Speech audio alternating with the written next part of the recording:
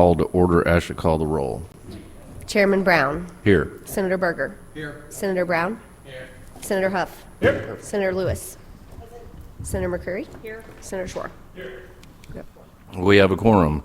When a witness is about to speak, he or she should introduce themselves and address their comments to the committee. Witnesses need to keep their comments relevant to the bill being heard. Each witness must complete a witness appearance form and leave it on the desk. Members of the committee, remember to speak into your microphones so those listening online can hear what the committee is discussing. What we're going to do today, and I'll remind everybody, we only have an hour, so we're not going to try to keep your testimony, as short as possible so everybody can get an opportunity to talk. We're going to alternate back and forth, for and against. We'll start out with for the bill. So for going to schedule purposes, I may have to limit these times on those testifying day. We're hearing one bill. That is Senate Bill 988. Senator Ben Brown, whenever you're ready.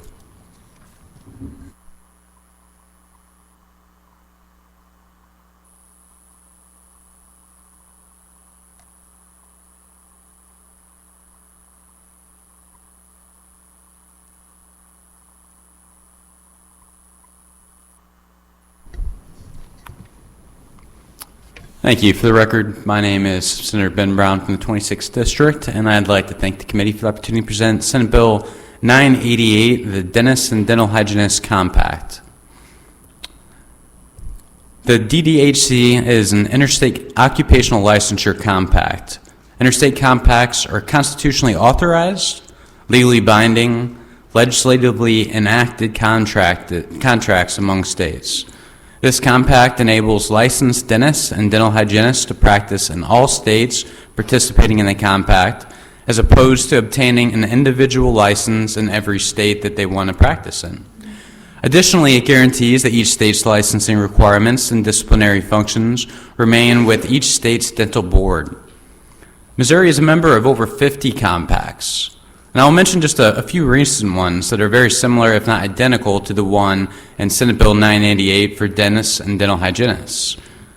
Here are just a few of the occupational compacts that the Missouri legislature has authorized for our state's healthcare professionals to have the option to participate in if they choose. All of these compacts are designed in the same manner and with the same objective of improving access to healthcare for citizens and giving those healthcare providers who choose the flexibility to have the license portability to be able to practice in other states without having to take another expensive exam and then wait for the results before they can begin practicing. Some of the examples are the Licensed Counselors Compact, passed in 2023, the Interstate Medical Licensure Compact, also 2023, Social Workers Compact, 23, Occupational Therapy Licensure Compact, 21, Nurse Licensure Compact of 2016, and the list goes on and on. This particular compact has already been enacted in 12 states, including 5 that directly border us, including Kansas, Iowa, Nebraska, Arkansas, and Tennessee, with more bills still moving through state legislatures in 2026. This compact did become effective once it had been adopted by 7 states. I spent 2 years as vice chair of the committee that previously dealt with professional registration issues. And out of all the bills we heard, I believe the ones that cut red tape while also reducing barriers to quality health care were among the most impactful. In 2024, an identical bill was voted unanimously out of the Senate Government Accountability Committee, and in 2025, this bill was once again voted out unanimously in this very committee with a 7-0 vote. This bill would also give our hardworking and dedicated healthcare professionals a break on the additional investment of time and money associated with having to take multiple tests in order to have the mobility to practice their trade in a different state. And I'll conclude just by sharing a personal story, because I happened to have an appointment to get my teeth cleaned the Monday before session started. So I went in and was told that their dental hygienist was out for maternity leave, and they had to have a student come in and perform just some of the basic, cleaning and flossing and things like that. And then the dentists themselves had to come in to finish some of the jobs that would typically fall under the dental hygienist. When he approached, he explained how difficult it had been to find dental hygienists in this state, in which I told him about this bill, and he couldn't be more ecstatic, and just went on and on about just how impactful this legislation could be to our state to help address that issue. And I will conclude there, and that being said, be happy to answer any questions. Thank you, Senator. Are there any questions from the committee for Senator Brown? Mr. Chairman. Senator Huff. Thank you, Mr. Chairman. Hey, Senator, how are you? Doing great. How about Good. yourself? So you mentioned there was 12 other states, Yes. and this is one of those compacts that I think in your testimony or your explanation of the bill doesn't take effect unless there's 7. I guess there's some. So it's already, There's- so it's already in when it was first adopted by the first few states, it didn't take effect till there were 7. Once it's 7, so it's currently in effect. Can you explain to me what like the magic number of 7 is about that? No. About having a compact? I don't understand why. Like if 2 states wanted to enter into a compact, it seemed like they could do that. But apparently this legislation only takes effect if there are 7, which may be a moot point because there's already 12. Right? Yeah. And so we would be number 13. Now So you mentioned 5 that Directly border us. Who are the other, not super good at math, I don't know, 12-ish? What, 12 minus 5 is 7. So 7 other states. Yeah, I have that information right here. 1 second. So the compact states include Ohio, Colorado, Iowa, Kansas, Maine, Minnesota, Tennessee, Virginia, Washington, Wisconsin, Arkansas, and Nebraska. Okay. So tell me what it would effectively do for Missouri if we entered into this. This allows then dental hygienists to do what exactly? So Practice in any of the other states that have adopted this compact? Is that right? Yeah, so they would have the reciprocity, so it would allow another avenue to have more dental hygienists. So is there, actively practicing are in there their state. any qualifications when you go and work in another state, or is this just a carte blanche? If we adopt this legislation, governor signs it, and you're a dental hygienist who's licensed in Missouri, you can then perform every said duty of that occupation for the other 12 states? Well, there's a board that provides oversight, so there are certain requirements that are laid out in the bill, and so it's not just. Can you say, like, do you know what those are? Well, I could pull them up for you. We also have a number of people testifying that could probably go into a little bit more of the technical detail that has That's fine. more of the And yeah, background if you want, if information you've as got well. some couple expert witnesses that want to come up, I can ask my questions of the witnesses, Mr. Chairman. Thanks, Senator. You're very welcome. Of course. Are there any further questions from the committee for Senator Brown? All right, hearing none. First witness to testify in favor of the bill, whenever you're ready, please come forward. There's some sheets that might help.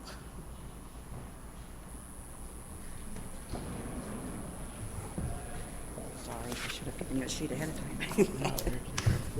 How are you?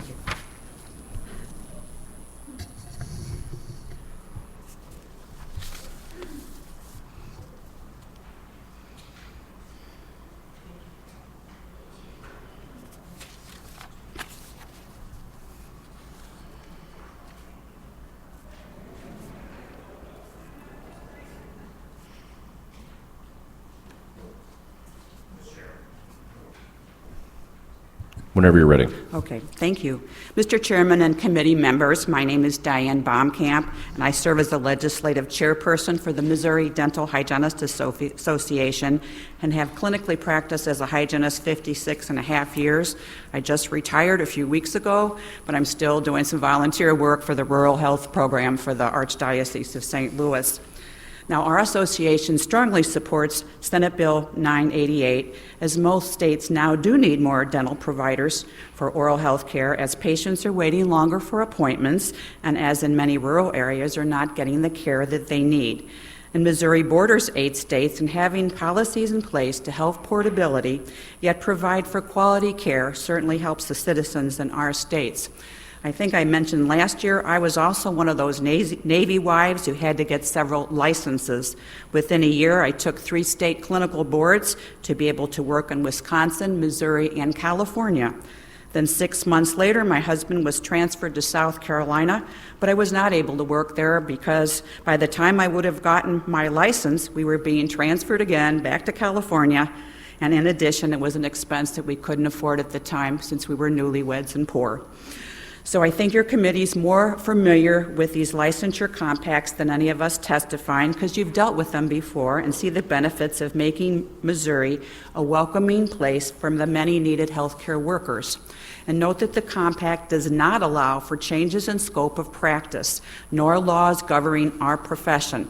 These will stay the same in every state.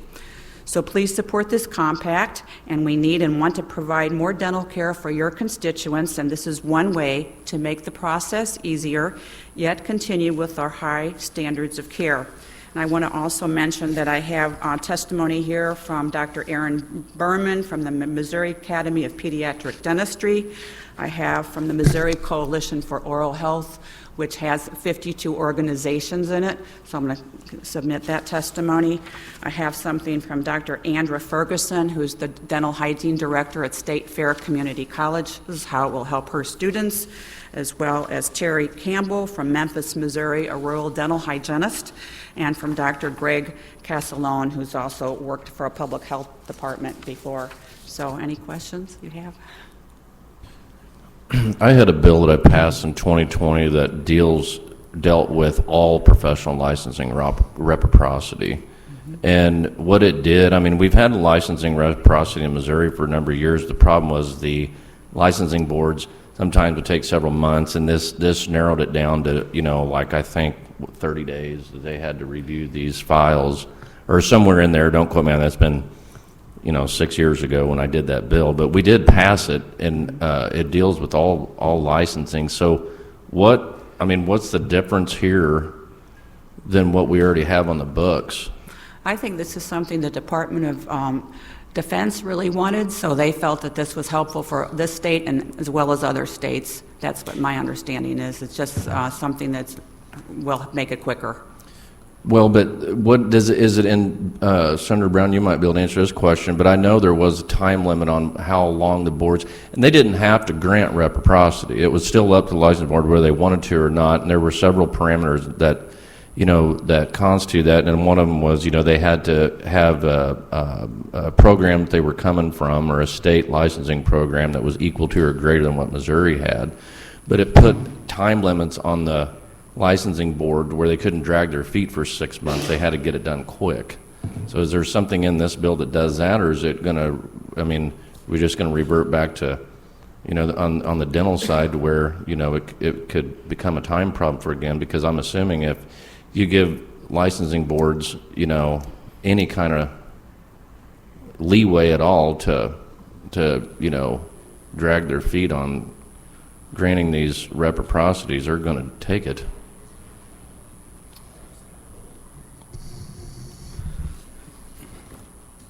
Well, I just found the answer to Lincoln's question, so I could dig up the exact text to answer your question as well. Thanks, Ben. I feel like I'm one person behind here.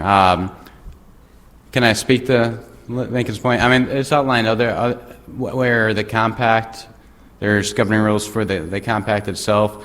If you turn to page 10, it also states under C and D, where Missouri does maintain sovereignty over establishing standards, licensee providing dentistry or dental hygiene in a remote state under the compact privilege shall function within the scope of practice authorized by the remote state for the dentist or dental hygienist license in that state. And it goes on, has provisions in there to ensure that, we don't just have people coming in that are adhering to different standards, that still Missouri maintains that sovereignty to enact our own policies and guidelines for how people in this field should operate, if that's helpful. And then your question was on the timeline. Well, not necessarily that. It's like, we have licensing reciprocity now if they choose to go that route. It's all professional licenses. It can be a doctor, lawyer, a teacher, it doesn't matter. If you have a professional license, you can apply with the state of Missouri for full reciprocity as long as you meet the guidelines that those licensing boards, put out there. I mean, correct me if I'm wrong on that, but I mean, I think we have this already, and I asked that question last year, and I'm going to vote for it. I'm not saying I'm against it, but I'm just confused why we would be doing this when we already have licensing reciprocity. Well, it creates another avenue. That we do have reciprocity, but there are delays, and I believe this would be more streamlined. And as I mentioned before, I believe we have some people coming up testifying that will emphasize that point. And Well, hopefully they can, because my worry is like I said again on the timeline. I mean, the bill that I carried and that we passed in 2020 was one of the Governor Parsons at the time's main priorities, and it dealt with veteran spouses at the time. But then I think 2 years later I didn't handle that bill. My bill actually dealt with veteran spouses, but or active duty military spouses. But then I think maybe the next year, 2 years later, we passed it where it's full reciprocity for anybody. And so it seems like we're doing the same thing here, but I just want to make sure that we're not taking this licensing, department backwards instead of, because we're basically in the bills that I passed that it put timelines on those licensing boards to review those applications and not drag them out, for several weeks, months, years, even sometimes. I mean, that was part of the problem, is why we were not getting, professional licensing transfers into the state from border states or wherever they were coming from. But anyway, hopefully somebody can answer that. Are there any other questions from the committee? Senator Hutt. Thank you, Mr. Chairman. Probably a question for your witness. So given the reciprocity with the dozen other states, can you give me some sort of idea about how many folks are moving around and actually making an impact on this profession by these reciprocity agreements? Well, right now, as far as the compact goes, it's really not. Although it's it started, they are still working on the rules. They have a commissioner from Who's every they? state. Who is they? Every state will have a commissioner, and it'll be someone either from the dental board or someone the designee from the dental board, and they are working. Those who are the 12 and then states that are. Is it some consortium of then the 12 people, and then if Missouri does this, we've got the 13th person, so then we're going to have 13 commissioners of this board who then come up with some sort of parameters by which then people can practice in each respective state? No, it's not how they practice in each state. Every state will have sovereignty to determine how they practice as far So then as it would what go they to can a do. lower, then it would go to a lower board. Well, this is something that they're going to have a database on. Government database. Yeah, So they'll have- we've done that here before. Well, the database Shipped one will off be. to, I think, South Carolina one time. Yeah. the People data- got super unhappy about that, just by the way.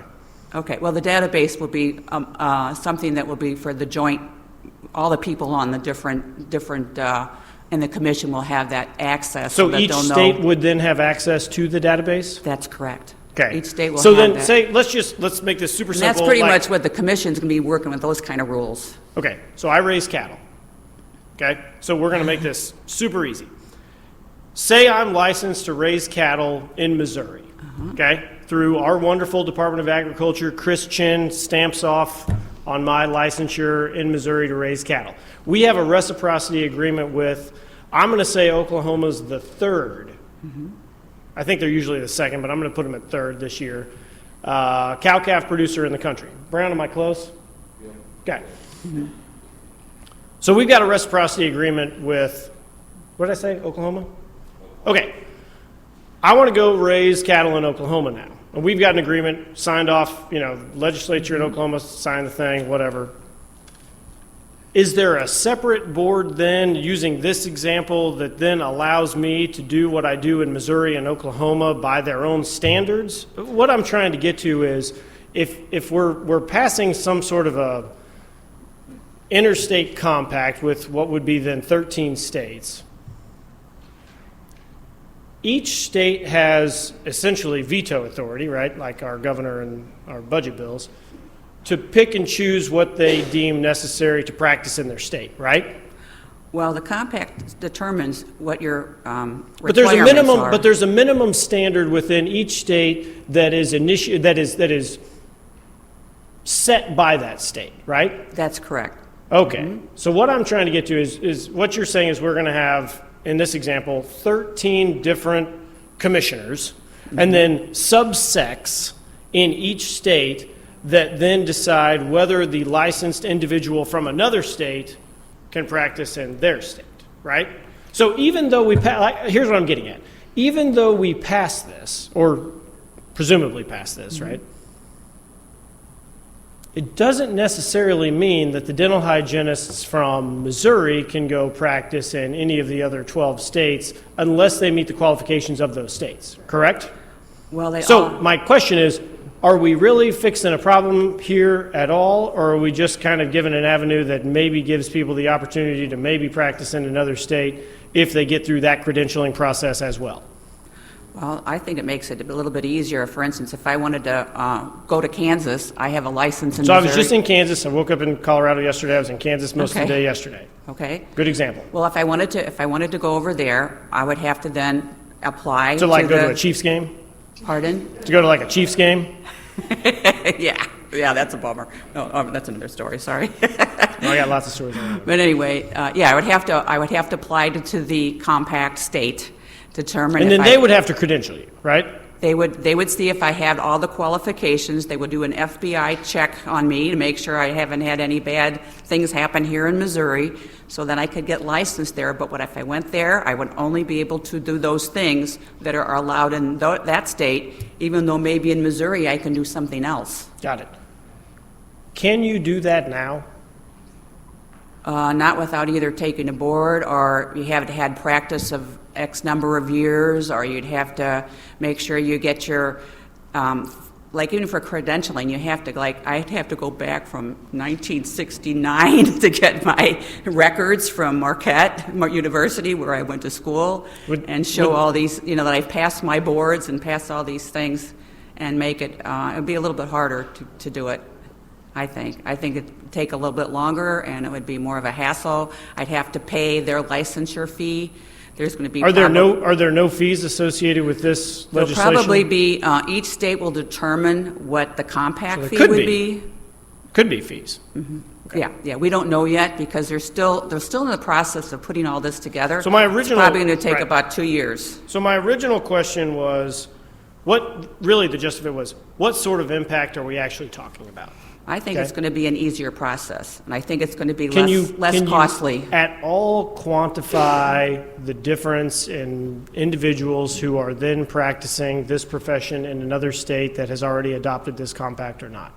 We don't know yet because it's still too new to know. We don't have the When did the 12 other states pass this legislation? last year. All It's of them passed it last No, year? within the last couple years, they have had, But we have no we don't know yet. quantitative data about how many people are moving within these states No, to not practice? yet. I don't think we know yet. There's no database yet? No, I don't think it's ready yet. Got it. They're All in the right. process of still working I on am it. excited about another government database, Mr. Chairman. Thank you. Appreciate it.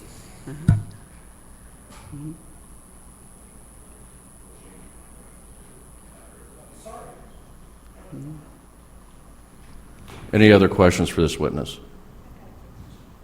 Senator McCreary. For my constituent, Diane, thanks for Yes. being here today.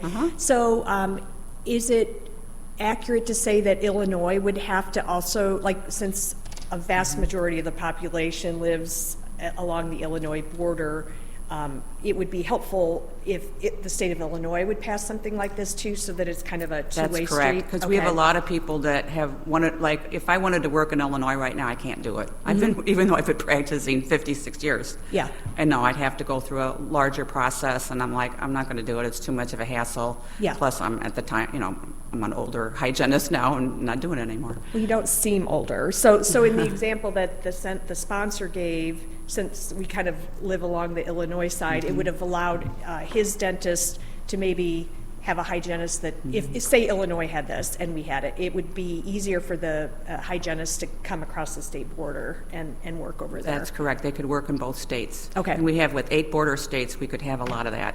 Okay. And Kansas City is big too, like that. With that. Okay. So that's the difference what we have now. I mean, we have full licensing reciprocity, but you can't jump back across the border. I mean, this is basically going to make it to where you know, if you live on any of our border states, and I'm assuming where this is super important is probably like Kansas and Illinois, because they're going to have practices owned by one person that in each, you know, it has practices in 2 different states, so they can border hop and practice in each state, like a dual licensing ship is what it is. Yeah, and I was gonna comment on that as well. You know, to the question, you know, what we have reciprocity, yes, but you know, that's if you want to go from one state and then you need to move again. Every time you move to a different state, you have to go through that process. Whereas when you join the compact, that's just one time, and then you're free to practice in different states, assuming you meet the requirements. And I know you made a point also about, you know, if a state has different requirements, and you know that's well taken. However, there are many requirements that are really duplicative from state to state, and so those you would not have to meet. So it would just streamline that process. Even if you moved to a state where they did have different requirements, you would not have to worry about any of the duplicative ones. What happens if there is an incident in whatever state that is the time? I mean, I'm assuming that the licensing board in that state will discipline that person, but does that go back to the other states they practice in, or can they kill somebody in Missouri and then go back across Illinois like nothing ever happened? Mr. Chairman, I think that's what the database is for. So, I mean, how does that work? So, I mean, yeah, disciplinary information would be shared among states in the compact, and so that way... Then that's the commissioner's job, right? Yes, I believe so. Okay. Because I can see where that could be pretty cumbersome between the licensing boards. So each state's going to have a commissioner that represents the licensing board. Okay. Any other questions? All right, seeing none. Again, we'll toggle back. Thank you for your testimony. Again, we'll toggle back and forth here. So next up, in opposition to, whenever you're ready.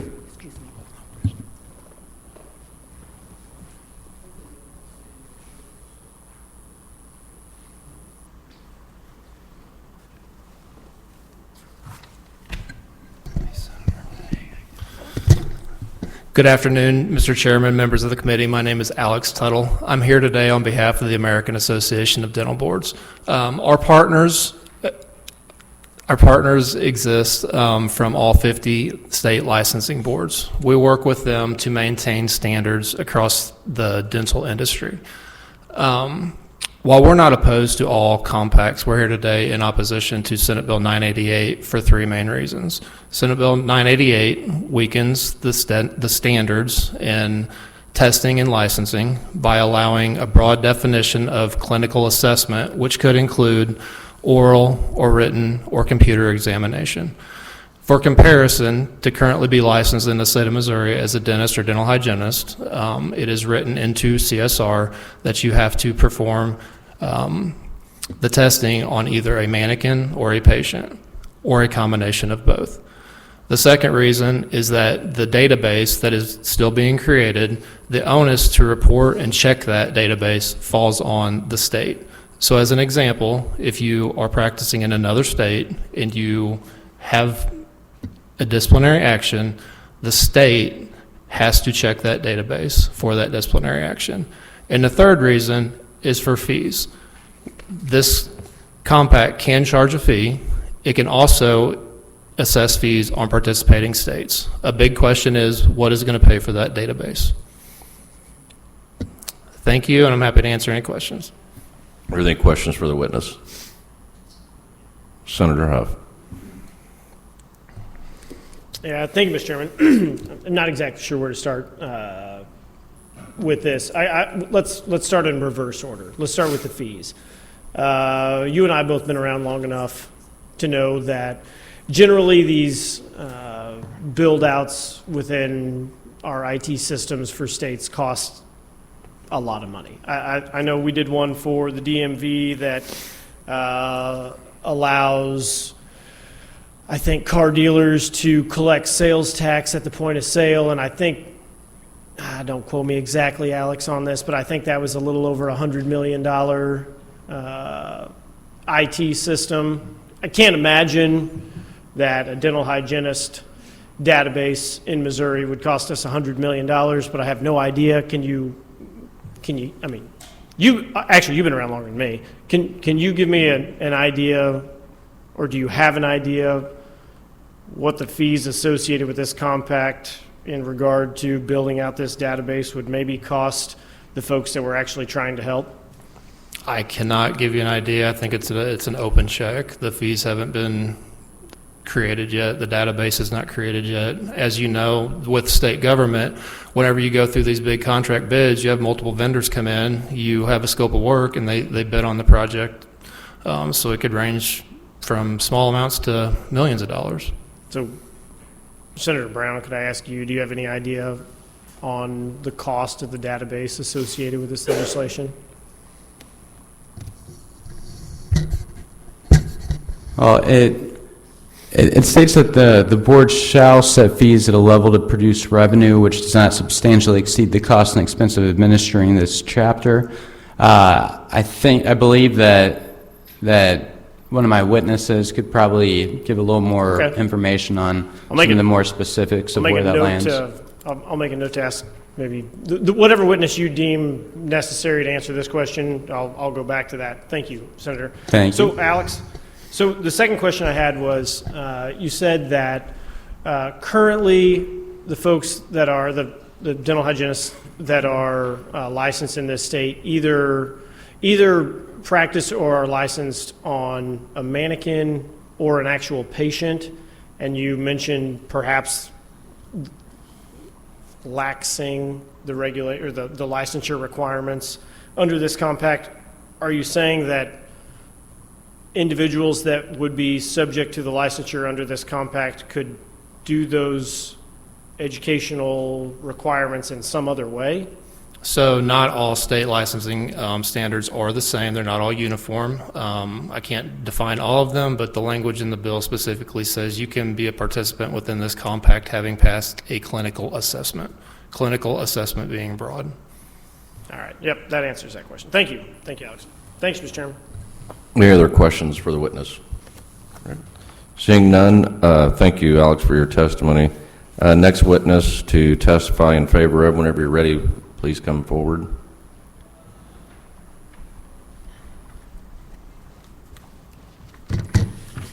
Mr. Chairman, members of the committee, Nikki Strong here on behalf of the Missouri Dental Association, here to go on record in support of the compact. Again, I think any avenue that we have to be able to access these medical professionals is great to fill the shortage and needs that we have across the state.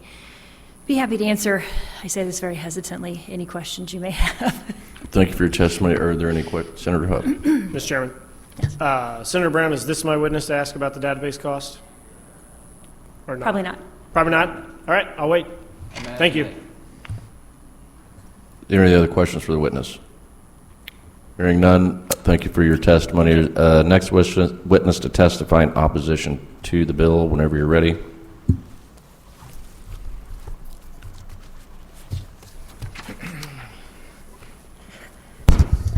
Good afternoon, Mr. Chairman, members of the committee. My name is Arnie C. A.C. Dinoff, State Public Advocate. I'm very opposed to SB 988. If you all recall testimony both in the Senate and the House last year, we have a lot of bad actors in this industry of providing the national tests or the compact tests. That testimony was very alarming, disheartening, and totally unethical. I don't think Missouri, the show me state, should be part of such a compact with these type of people who are trying to prey on dental professionals and dental hygienists in terms of shaking them down and taking their money. The dental testing companies with the compact national testing, I believe there's only a few, 2 or 3 testing companies, and a couple of them have a very bad track record. Just check with the attorney generals throughout the state with some of these compacts. In my opinion, they are unethical. They're giving costly tests, and like I said, it's a shakedown. They're bypassing the physical testing that Missouri requires and asking for more cash for passing of those exams rather than the physical exams that Missouri requires. I believe in our state testing system. It gives our state local control. It gives the state oversight to the profession. In my opinion, these costs will go greatly up for the general dental professionals. I support our state dental board and the professional staff of the state dental board.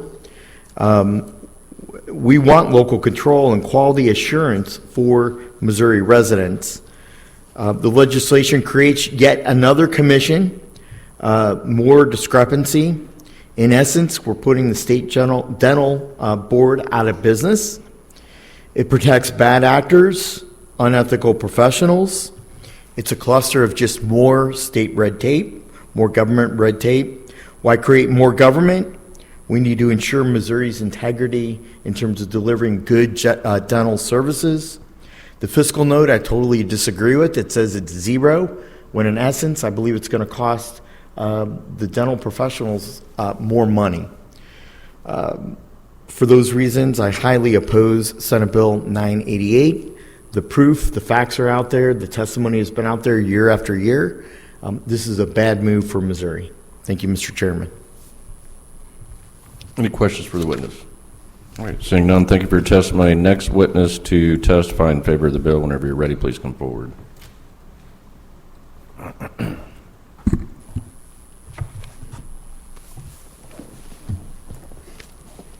Good morning, Mr. Chair and members of the committee. My name is Chris Ropey. I am here on behalf of the Association of Dental Support Organizations and can try to answer some of these questions. I do apologize. We did have somebody from the Council of State Governments who is well known and regarded nationally that put these compacts together and have done many of them that the state of Missouri is a part of. To answer a lot of those technical questions, they had flight issues, so I will do the best I can, but we'll certainly get you answers to anything that that is needed. A couple points that I would just raise that were brought up during the testimony. This compact came together with the Department of Defense, Council of State Governments, and every acronym of dental oral health care associations that exist. I know the previous witness with the AADB, they did not participate in that. They were offered an opportunity, and back in 2021, I've got some written correspondence where they declined to participate with the rest of the American dental world, if you will. They are pursuing their own compact the past several years, which seeks to give one testing company, and these testing companies, somebody said it, they are regional. It's not a state testing company. Missouri allows multiple different testing companies, but the other compact that is out there seeks to give one specific testing company a monopoly as the only one that you can take and pass to be a part of the compact. To address a couple of things that were brought up in regards to the safety issue that was mentioned, I don't mean this in a negative way. The comments were made from somebody who doesn't understand what happens in dental school and dental hygiene school. You are not graduating from a nationally certified dental school if you don't have thousands of hours in clinical settings. The test that we are talking about, the easiest test to pass is the one with the mannequin.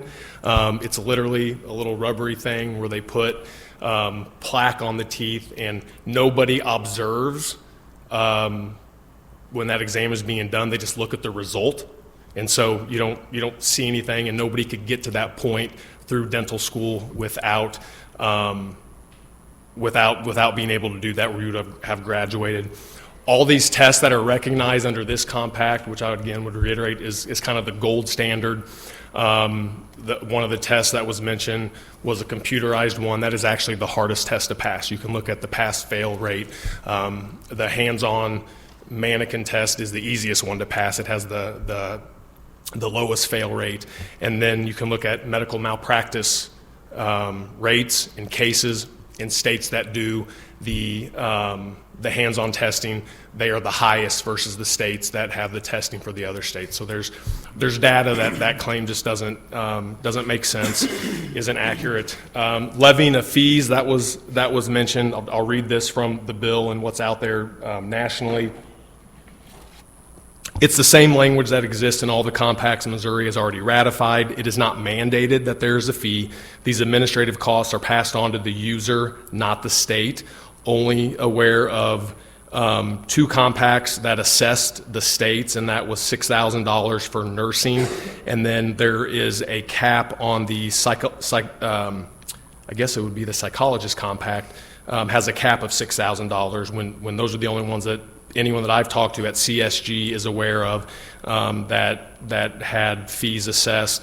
The member states have representatives on the board that I think the senator mentioned come from the regulatory board, and they're responsible for paying those assessments based on the users, and they make up the commission to check on those assessments, and are going to make sure that they stay as low as possible. The database, your favorite topic, Senator Huff.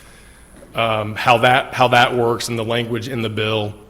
The compact explicitly establishes a comprehensive data system for this exact purpose, creates a robust disciplinary tracking mechanism. Section 8A of the bill, the commission shall provide for the development, maintenance, operation, and utilization of a coordinated database reporting system containing licensure, adverse action, and the presence of significant investigative information on all licensees and applicants. I'm happy to read further in what all that entails in the bill. Trying to think of anything else. Are there any other questions that I didn't address? Happy to answer any questions, talk about the bill any further.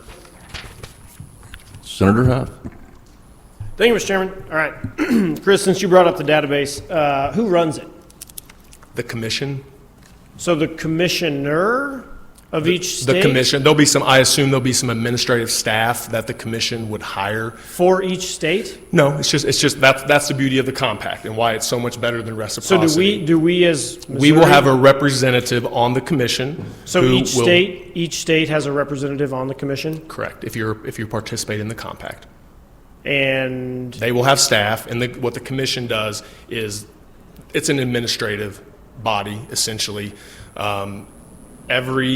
If you practice in the state of Missouri, a dental hygienist or a dentist, you have to follow all of our dental laws. If the state of Missouri, if you're from Kansas, you come over to Missouri through the compact, and the state of Missouri's dental board passes a new rule or a reg, or you all as the legislature pass something that says you cannot practice in the state of Missouri on Tuesday. We no longer want to provide dental care on Tuesday. The person from Kansas or whatever state they're from that is a part of the compact cannot practice on Tuesday. So you have to follow the laws in your state. So what happens if they do? Is there a disciplinary board associated with this compact? I can read that again or try to get you more information of what that process would look like. But yeah, that information is then shared that they are breaking the law back with the compact. Shared with whom, Chris? Through the state where they have their license, and any other states they have compact privilege. Everybody would so get then that information. So then they send out like an email to the other 12 states that are involved in this compact and say, Jane Doe practiced on Tuesday. We're revoking her license or his license in the state of Missouri. In Missouri, mm-hmm. You do what you will with it. So I but we're we're providing know, you the information. Yeah, I don't know how that information for sure is shared, but that is. But somehow there's a database that then. It's the same information that every dental board would have, essentially. And but it's shared among all the states. If you are a participant in the compact. All right, so maybe you're my witness to tell me what the database is going to cost us. I have a little bit of information as I was asking folks at the Council of State Governments for that information. Let me see. I assume other states have built this database, right? So yeah, right. There is some upfront cost. There is an entity called the Compact Connect that the Department of Defense, your good buddy Pete Hegseth and them out there have put that together, so the cost will be minimal ongoing. What is minimal, Chris? I think once it is up and going, depending on how many compacts are a part of Compact So that's the ongoing. Connect, What's the initial cost of this database? I think for the dental compact, it is projected to be a $300,000 initial cost. We're going to build a database for the entire state of Missouri for $300,000? No, this would be what the commission would do for anybody who participates in the compact. But we don't have this database now, correct? That is correct. So we've got to build it. right? Which The Department of means, Defense, like, the again, Department of haven't been doing Defense. this for about 14 years, but that sort of means that OA is going to have an RFP or an RFQ. Am I right? To build out a dental hygienist database for Missouri. I don't know that the state of Missouri would build out the database. You think I we the would- com- you I think the we would just- The commission will, and Who's going to they give? will but- use so the the Department of legislation. Defense's. Hang on, and I'm not trying to be argumentative, but I am trying to like make a point and get to the bottom of this. Like this is one of those things where, on the surface, Senator Brown, I get it. We want to make this easier for people to come to Missouri and practice, or, heaven forbid, they go to Kansas and want to practice over there, right? That's the whole idea, and the chairman's bill that he passed a few years ago does the exact same thing. The whole idea is all these professional licensures where we have people, and I think your very first witness is the perfect example, who moved around a lot as a young married family and was then tasked with going through requirements in different states to become licensed to do something that she had been doing for however many years, right? The idea I support, okay? What I'm trying to explain to the committee, to our witnesses, to our tens of thousands of listeners online is there are so many details associated with these types of things that are not generally brought up and talked about that I want, and we can do it on the floor, we can do it on committee, I don't really care, but we're going to talk about them. There is, Chris, I'll just tell you, there's no way we're going to put a RFP together to build a brand new database in this state for an entire profession for $300,000. And we don't have to. The state of Missouri doesn't incur that cost. Well, we are going to have to come up, and again, we don't have to belabor the point about the database. I mean, we can if you want. But someone is going to have to initiate some sort of IT contract, and it's going to go through every single bureaucratic headache that we've all been dealing with for however many years you've been here, and there's going to be, I'm just telling you, we can't do anything in this state for a few $100,000, let alone build out a new government database to track, in your example, disciplinary actions from people from Kansas. So, all I'm saying is there's a whole lot of questions associated with good ideas that somebody probably, and if it's got to be me, I'll do it because I got a lot of extra time on my hands. I'll be happy to bring up these kinds of questions, and I hope that we can have some answers for the committee, for folks on the floor as we move forward. Thank you. Can I answer some of those questions? Only if you want this to keep going. Okay. Well, I'll set up a meeting. Come by. I'll set Come up a by. meeting with No, your I'm office. more than happy to talk to you. Come by. Thanks, Mr. Chairman. It's that clean mountain air that's got him all wound up. Are any more questions for the witness? Seeing none, thank you for your testimony. Is there any other witnesses testify in opposition to the bill? If there is, whenever you're ready, please come forward. Yeah, we're getting close on time. How many other witnesses are here to testify, whether in favor or in favor of? Can you raise your hand? Are there any other witnesses to testify in opposition to? All right. Got about 5 minutes. Okay, Lisa Panett, Armorvine. First of all, this violates the U.S. Constitution. Under Article 1, Section 10, Clause 3, it specifically says that we're not to enter into compacts with other states or other countries. This could potentially be both. Page 5 of this bill says that it gives over rules for the full force of law. That should only be you. You're the only one that should be creating the laws, not some shadow commission, potentially out of D.C., probably out of D.C. Then, let's see, page 16 allows them to accept gifts, purchase property, and borrow money. Who's going to be giving these gifts? I mean, potentially foreign countries are going to be giving these gifts. How do we know?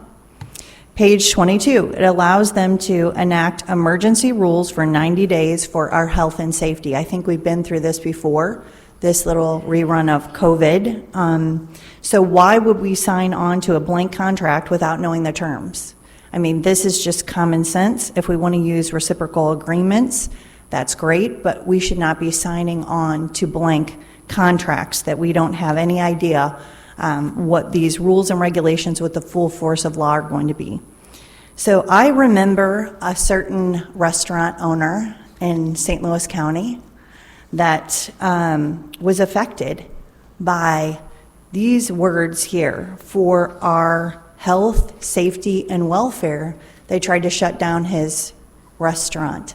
And I remember that we went and we held a press conference at that restaurant because of the abuses with those rules and regulations that were created. And so potentially giving this over to another body is not a good practice. It also says on page 26 that within 4 years you can reject a rule by the majority of the states, but it doesn't say what happens after that 4-year timeline. So what if we don't know that there's something horrendous that's lingering out there? What is our recourse after that 4-year initial time period? And lastly, on page 36, nothing shall prevent or inhibit the enforcement of any law of a participating state that is not inconsistent with the compact. In other words, our laws here must be consistent with the compact's laws, so they could be creating their own laws outside of this. And with that, that's the end of my testimony. Thank you for your testimony. Any questions for the witness? All right, seeing none. Are there any other witnesses testifying in favor of the bill? Opposition to or for informational purposes only? Seeing none, Senator, do you have any closing remarks? Yeah, I would just point out that Missouri maintains the ability to have our own regulations separate from what the compact has. So it doesn't impede on our sovereignty, our ability. It doesn't override our state laws. As far as the constitutionality argument, I believe that was in reference to the compacts clause, which seems to suggest congressional consent is required for all compacts. However, there was a 1893 case of Virginia versus Tennessee, and the Supreme Court ruled that in the states which may encroach upon or interfere with the just supremacy of the United States. So it's only applicable in those cases when it's going to encroach upon or interfere with the just supremacy of the United States, which wouldn't be applicable here, which is why there's not a constitutional issue. All right, thank you for presenting this bill. With no further business to come before the committee, I would entertain a motion to adjourn. Or I make a motion to adjourn. I need a second. We're adjourned. By the way, caucus is coming in here, so those of you that want to stay around for that are in the caucus can stay. If you need me, I'll be in my office.